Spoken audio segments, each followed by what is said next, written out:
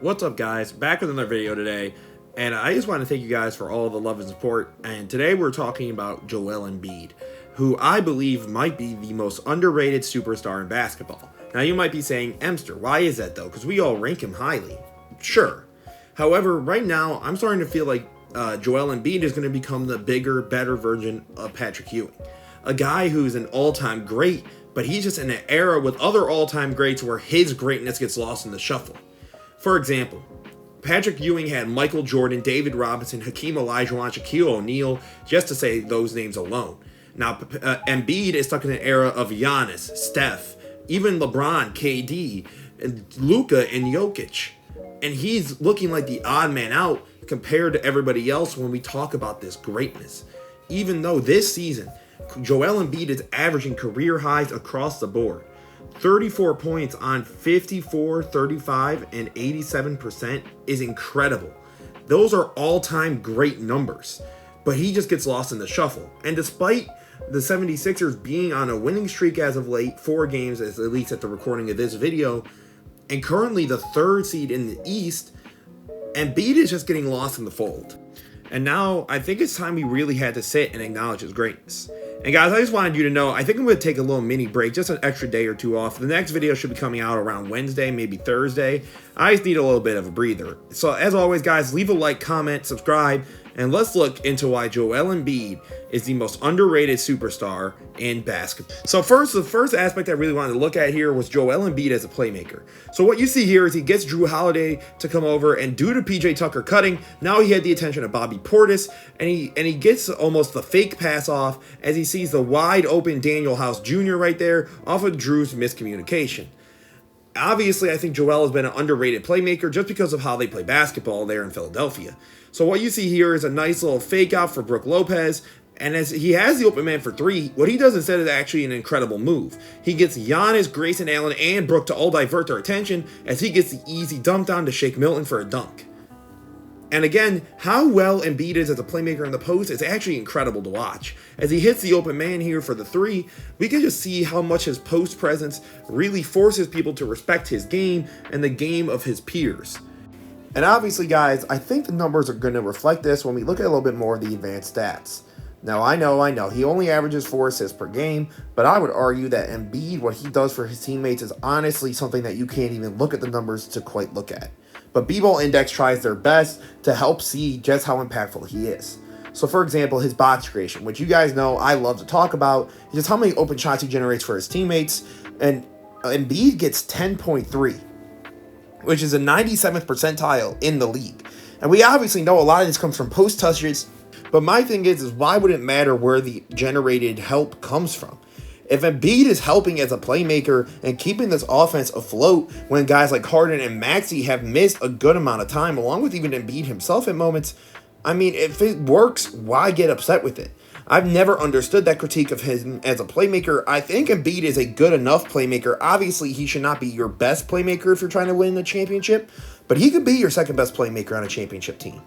And now we need to look at what Embiid does even better, his defense. So what you're going to see here is as Jordan Clarkson's out here scrambling around and Embiid starts to move out the paint, he recognizes Clarkson going back in and just snatches the ball against the glass, going for a dominant block. It's incredible to see Embiid as a defender here, because again, he's able to keep up with guys as quick as Jordan Clarkson as he snatches his soul right here, and it's just nasty. Embiid as a defender also, obviously, as we just saw at the end of this clip, helps generate offense. What Embiid does is just so incredibly impressive as a defender that it's honestly hard to not just acknowledge it. And it's kind of crazy because Embiid might just be the second best or the best two-way player in the league. Him or Giannis, or even Anthony Davis when he's healthy. It's kind of crazy. B-Ball Index describes the percentage of rim shots contested for Joel Embiid being 46%, which is in the 96th percentile. So that means most of the time that you're going up for a shot at the rim, 46% of the time, Embiid is going to contest it. And obviously, I would argue his defensive presence is insane, considering just how valuable he is, as the Sixers right now are the top 3 defense in the league, according to Basketball Reference.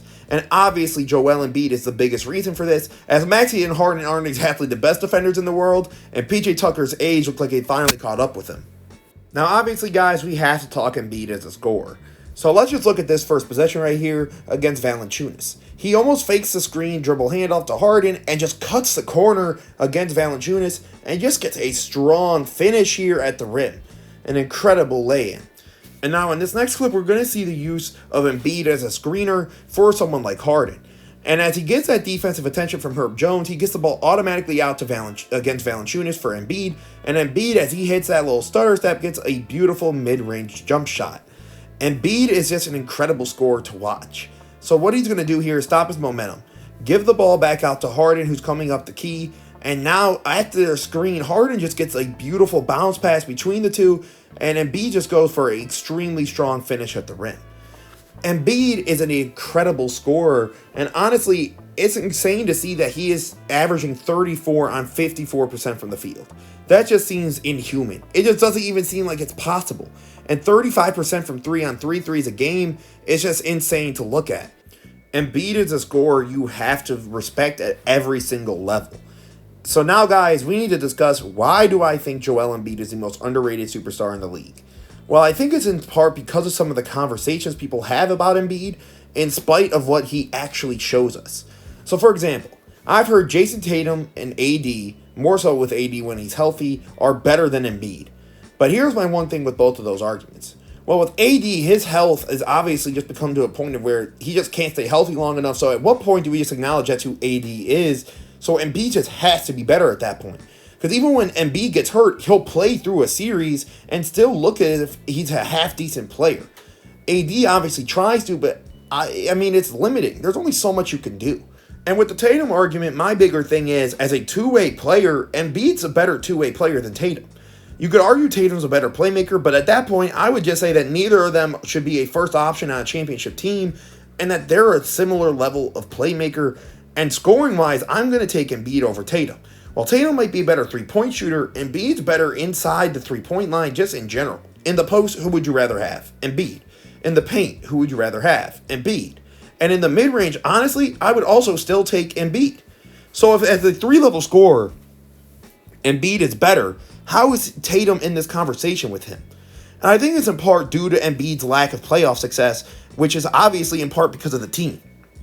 When you have a guy like Ben Simmons who wouldn't shoot the ball against Trae Young at the rim, or you have an option like Tobias Harris, who honestly I think is a good player, it's just his contract makes him so much more scrutinized, underperforms, what more can he do as a player? Honestly, I think Embiid might just be a top 5 to, at worst, 6 player in the league. But we talk about this guy like he could be teetering at 8 or 9 on any given night, and I just don't see it. I think his two-way play is just too incredible.